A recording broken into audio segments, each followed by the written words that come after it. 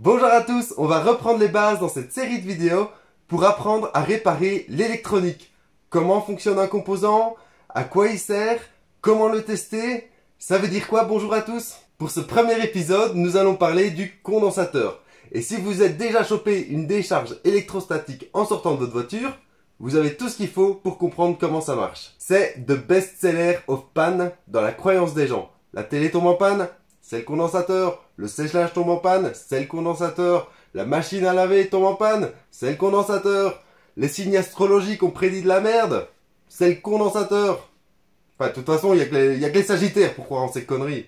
Enfin, c'était la belle époque. Maintenant, les condensateurs tombent de moins en moins en panne et sont de plus en plus fiables, au détriment de la société de consommation et des industriels. Ceci dit, ils tombent encore en panne et ça c'est vraiment cool pour moi, parce que je vais gagner de l'argent en faisant des vidéos pour apprendre à réparer. Enfin, si je trouve un sponsor, un jour. Le condensateur permet de stocker de l'énergie, un peu comme une batterie. Quand il y a assez d'électricité, il charge, et quand il n'y en a pas assez, il se décharge. Il est d'ailleurs bien plus efficace qu'une batterie, mais de par sa conception, il ne peut garder que très peu d'énergie. Celui-ci est un condensateur électrolytique. Il est connu pour gonfler quand il a rendu l'âme, et pourtant dans la plupart des cas, il ne présente aucun signe extérieur une fois hors service. Il est polarisé, c'est-à-dire que l'on ne peut pas inverser le positif et le négatif sous peine de le voir exploser.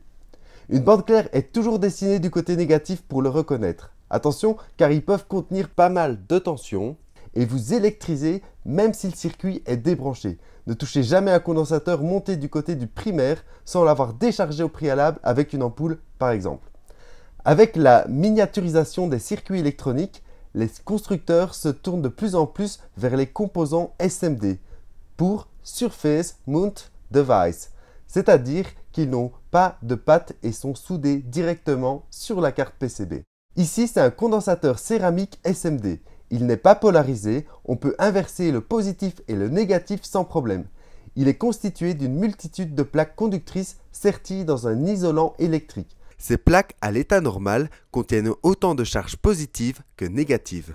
Et donc aucune tension mesurable avec notre multimètre. Lorsque le condensateur est alimenté par une source électrique, il vient stocker des charges de polarité similaires. Si la tension diminue, le condensateur va réguler la tension grâce à son stock d'énergie électrique disponible. C'est le même principe qui agit lorsque l'on se fait électriser en sortant d'une voiture. Les roues jouent le rôle de l'isolant, la carrosserie en tant que conducteur électrique et le conducteur en tant que conducteur électrique aussi. Il se charge lorsqu'il sort de la voiture en arrachant des électrons dus au frottement de ses vêtements sur le siège.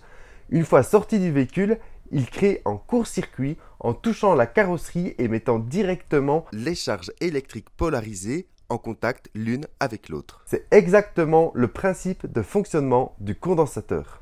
Il peut tomber en panne pour plusieurs raisons. Si l'isolant a un défaut ou que les plaques se touchent, il va provoquer un court-circuit une fois sous tension. Avec un multimètre, en mode bip ou en mode home, on va pouvoir détecter une résistance aux bornes de ce dernier, alors qu'elle est censée être infinie vu que les plaques ne se touchent pas. On peut aussi révéler quel condensateur pose problème en injectant du courant dans un circuit électronique. Celui qui va se mettre à chauffer est le coupable. Le condensateur peut aussi perdre en capacité sans avoir de court-circuit. En cas de défaut de l'isolant, suite à un choc ou de l'humidité, les électrons peuvent passer d'une plaque à l'autre sans que celle-ci ne se touche. La capacité sera donc réduite et le condensateur ne jouera plus son rôle. Les plus anciens condensateurs utilisaient du papier comme isolant. Ils finissaient tous par absorber l'humidité ambiante et donc perdaient en capacité par défaut d'isolation des plaques. La capacité du condensateur se mesure en farad. On peut la tester avec le mode capacimètre du multimètre, mais sans datasheet ou inscription sur le composant, impossible de connaître la valeur attendue. Ok, on va passer aux pratiques pour vous montrer son utilité en conditions réelles. J'ai programmé un petit microcontrôleur de type Arduino pour générer un signal électrique instable qui s'allume et se coupe sans arrêt.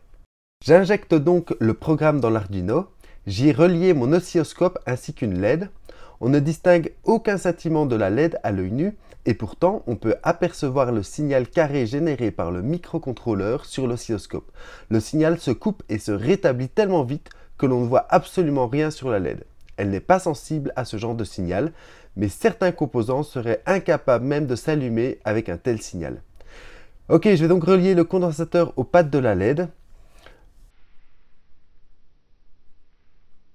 Le signal se stabilise et on obtient un signal linéaire. C'est exactement le principe d'une alimentation à découpage. On part d'une tension élevée que l'on va hacher. On place derrière une bobine et des condensateurs pour réguler le courant et la tension. On retrouve ce système souvent nommé buck converter dans quasi tous les circuits électroniques, ordinateurs, smartphones, etc. Le condensateur a encore beaucoup d'autres utilités, que ce soit en tant que filtre, en tant qu'oscillateur, mais on a encore plein d'autres composants à regarder avant de rentrer dans les détails. Merci d'avoir regardé la vidéo, j'espère que ce nouveau format vous plaît, mais surtout vous avoir donné envie d'apprendre à réparer vous-même vos appareils. Si vous désirez soutenir la chaîne, vous pouvez vous abonner, mettre le petit pouce vers le haut et j'ai également un lien Utip dans la description. Ciao!